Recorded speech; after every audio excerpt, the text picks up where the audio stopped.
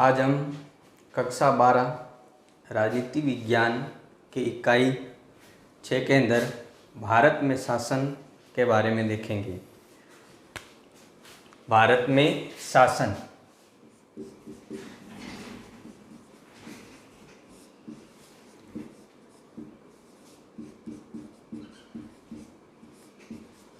भारत में शासन, जैसा कि आप सबको पता है, किसी भी लोकतांत्रिक शासन में सरकार के 3 अंग होते हैं। सरकार, सबसे पहले हम सरकार के बारे में देखेंगे। साधारण शब्दों में हम सरकार यानी शासन चलाने वाली जो संस्था होती है उसे हम सरकार कहते हैं। शासन चलाने वाली संस्था, उसको हम सरकार कहते हैं। सरकार के भी 3 अंग होते हैं। 3 अंग: व्यवस्थापिका,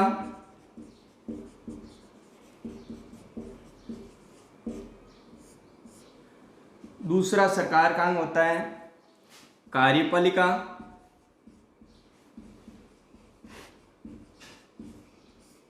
और सरकार का तीसरा अंग न्यायपालिका।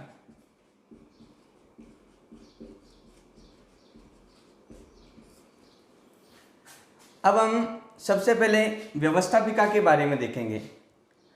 हमारी जो व्यवस्थापिका है उसको हम संसद के नाम से जानते हैं। संसद।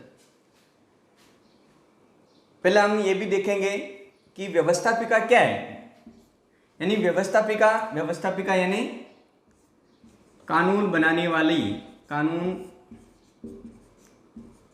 व्यवस्थापिका का कार्य है कानून बनाना। दूसरी कार्यपालिका है, इसका काम है कानून लागू करना। यानी जो व्यवस्थापिका ने जो कानून बनाया है उसको लागू कौन करती है? कार्यपालिका। और जो व्यवस्थापिका ने जो कानून बनाया है, कार्यपालिका ने जो लागू किया है, उसकी जांच का कार्य होता है न्यायपालिका का। अब हम हमारी जो राष्ट्रीय व्यवस्थापिका है उसको हम संसद के नाम से जानते हैं। संसद।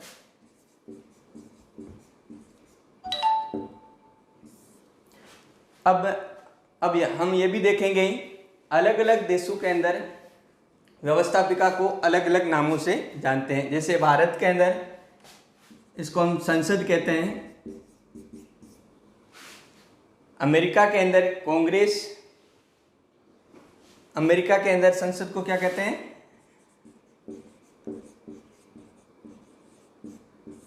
कांग्रेस। जापान के अंदर संसद को कहते हैं डाइट। ब्रिटेन के अंदर कहते हैं इसको पार्लियामेंट।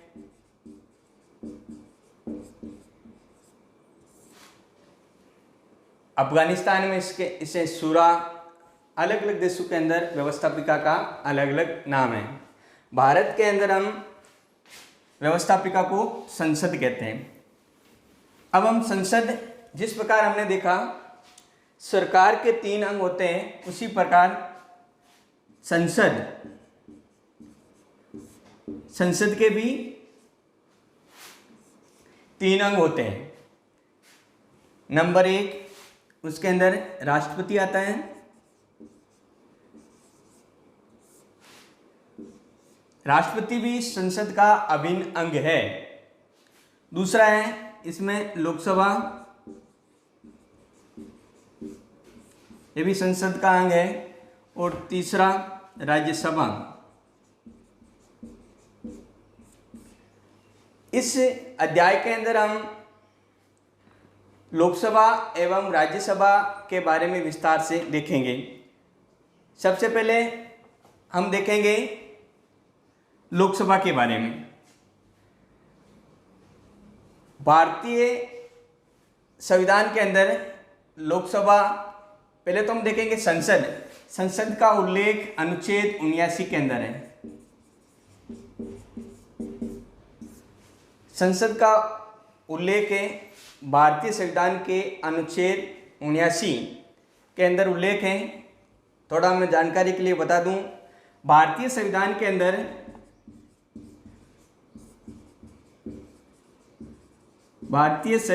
अंदर कुल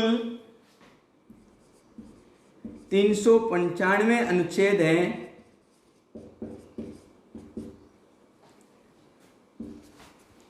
22 भाग हैं, 12 अनुसूचियां हैं।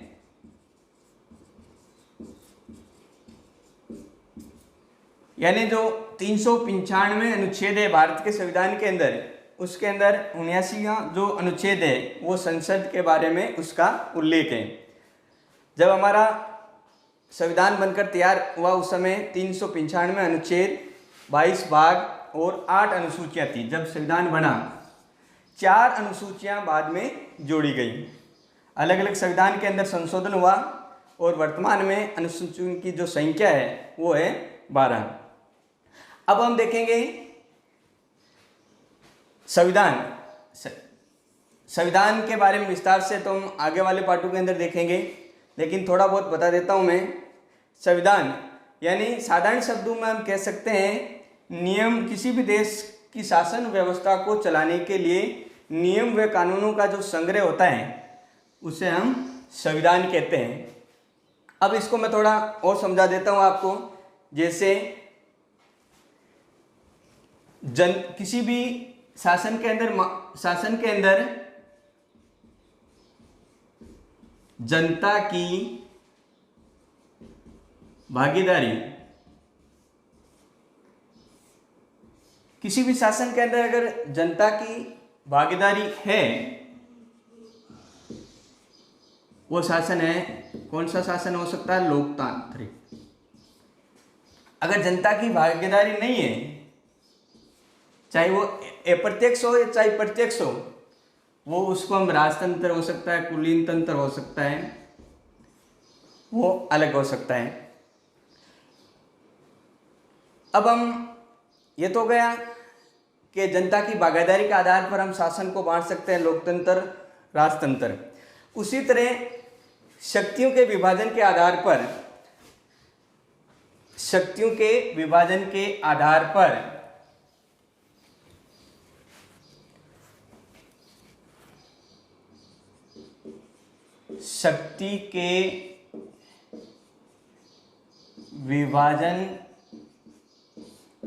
आधार पर,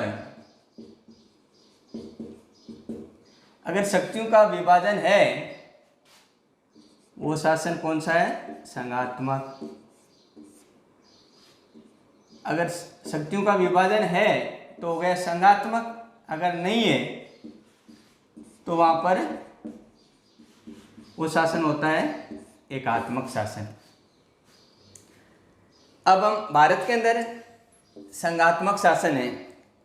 कुछ चीज़ें जो हमें एकात्मकता की ओर भी झुकाव देखने को मिलता है, यानी ज़्यादातर तो संघात्मक है, लेकिन जो कुछ चीज़ें ऐसे दिखती है कि वो एकात्मकता की ओर हमें देखने को मिलती है। अब हम सबसे पहले एक एक लेते हैं संसद के अंदर राष्ट्रपति जो अगले अध्याय के अंदर हम देखेंगे। इस अध्याय के अंदर हम देखेंगे लोकसभा, पहले राज्यसभा। लोकसभा आपको पता है, इसको हम लोकप्रिय सदन, द्वितीय सदन, अनेक नामों से जानते हैं। लोकसभा का जो कार्यकाल है वो देखेंगे हम। आपको पता है लोकसभा का कार्यकाल, जब चुनाव होते हैं, जैसे वर्तमान में अभी 17वीं लोकसभा चल रही है, 17वीं लोकसभा के जब चुनाव हो जाते हैं, चुनाव हुए तो जो नई लोकसभा तैयार होती है उसकी जो प्रथम बैठक होती है उसके अगले 5 साल तक लोकसभा का कार्यकाल होता है। जैसे मई 2019 के अंदर 17वीं लोकसभा का गठन हुआ, वर्तमान में 17वीं लोकसभा चल रही है। अब हम देखेंगे जो लोकसभा के जो सदस्य होते हैं इनको शपथ कौन दिलवाता है? तो शपथ लोकसभा सदस्यों को शपथ राष्ट्रपति या राष्ट्रपति द्वारा नियुक्त किया गया व्यक्ति इनको शपथ दिलवाता है। अब हम इसके पदाधिकारी भी देखेंगे, इसके अंदर कौन कौन से पदाधिकारी होते हैं। जैसे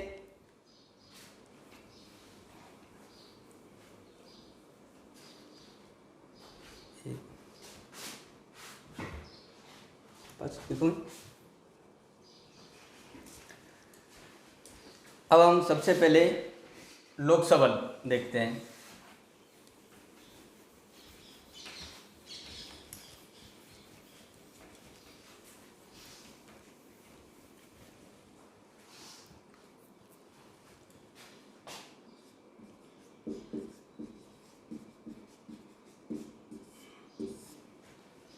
लोकसभा, इसे हम लोकप्रिय सदन के नाम से भी जानते हैं।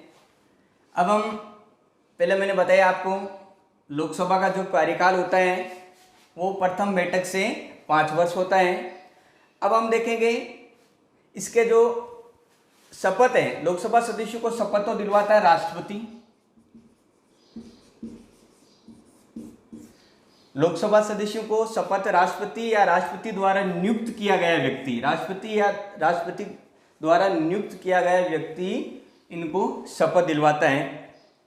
अब हम ये भी देखेंगे इनके अंदर पदाधिकारी कौन होते हैं। पदाधिकारी एक तो होता है इसके अंदर लोकसभा अध्यक्ष,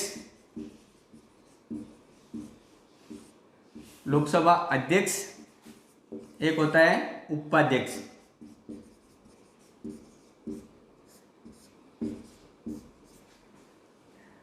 लोकसभा अध्यक्ष इनका भी लोकसभा सदस्यों में से इन चुनाव होता है। अमूमन ये जिस पार्टी की जो सरकार बनी है उसी पार्टी का सदस्य होता है। और हमारे देश के अंदर उपाध्यक्ष, जहाँ तक सवाल है, वो जो विपक्षी पार्टी है उसमें से होता है। वर्तमान में आपको पता ही है लोकसभा अध्यक्ष ओम बिरला जो राजस्थान से कोटा के सांसद हैं वो लोकसभा अध्यक्ष हैं। उपाध्यक्ष का भी पद है जो खाली है वर्तमान के अंदर। ये हो गया। इसके अलावा हम इसके जो संख्या है, लोकसभा सदस्य की जो संख्या है कुल 545, वर्तमान में कितनी है? 545। अधिकतम हो सकती है, अधिकतम हो सकती है 552। अधिकतम संख्या हो सकती है 552। हमारे देश के संविधान के अंदर संशोधन करके 2026 तक इसमें किसी प्रकार का फेरबदल नहीं होगा। अधिकतम संख्या है 552, वर्तमान में है 545। अब हमें यह भी देखना है कि अधिकतम संख्या किस राज्य की है। तो सबसे ज़्यादा उत्तर प्रदेश, उत्तर प्रदेश के अंदर लोकसभा की सीटें हैं 80, सबसे ज़्यादा। इसमें हम राजस्थान की भी देखेंगे। राजस्थान के अंदर लोकसभा की सीटें हैं 25। ऐसा क्यों? क्षेत्रफल की दृष्टि से तो राजस्थान भारत के अंदर सबसे बड़ा राज्य है, लेकिन जो लोकसभा की जो सीटें हैं वो 25 है। क्यों? क्योंकि जो इन सीटों का जो बंटवारा है वो किस आधार पर होता है, यानी जनसंख्या के अनुपात पर आधारित है। इसलिए सबसे ज़्यादा भारत के अंदर जनसंख्या है उत्तर प्रदेश की, इसलिए वहाँ सबसे ज़्यादा सीटें हैं 80। राजस्थान के अंदर है सीटें 25, वो जनसंख्या के अनुपात पर निर्भर है। अब हम ये भी देखेंगे कि जब हमारी जो प्रथम लोकसभा का गठन हुआ तो उस समय जो प्रथम अध्यक्ष बनाया गया गणेश वासुदेव मावलंकर। प्रथम जो अध्यक्ष हैं वो किसको बनाया गया? गणेश, जो प्रथम जो लोकसभा का गठन हुआ, प्रथम लोकसभा अध्यक्ष गणेश वासुदेव मावलंकर। ये तो थे हमारे प्रथम लोकसभा अध्यक्ष। दूसरा उपाध्यक्ष, उपाध्यक्ष हमारे जो प्रथम जो लोकसभा का गठन हुआ उसके अंदर बनाया अनंत शयनम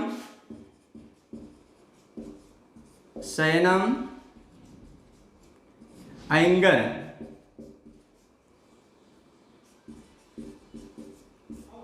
ये प्रथम लोकसभा उपाध्यक्ष थे। अध्यक्ष तो थे गणेश वासुदेव मावलंकर, उपाध्यक्ष थे अनंत शयनम अयंगर। ये हमारी प्रथम लोकसभा के जो गठन हुई। अब हम इस पार्ट के अंदर जो अगला टॉपिक है इसी से संबंधित, जैसे इनकी योग्यता, हम पहले लोकसभा सदस्यों की योग्यता देखेंगे। लोकसभा सदस्य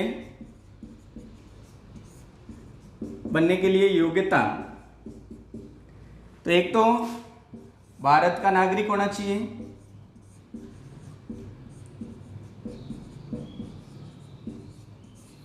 दूसरा लोकसभा के लिए आयु 25 वर्ष पूरी कर चुका हो, तीसरा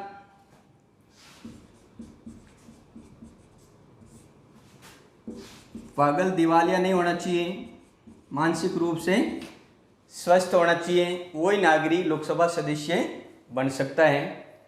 अब हम इसका गणपूर्ति कोरम देखेंगे। इंपॉर्टेंट सवाल पूछे जाते हैं इसी से संबंधित, जैसे गणपूर्ति कोरम क्या है, गणपूर्ति कोरम क्या है। कई बार बोर्ड एग्जामों में भी आ चुका है गणपूर्ति।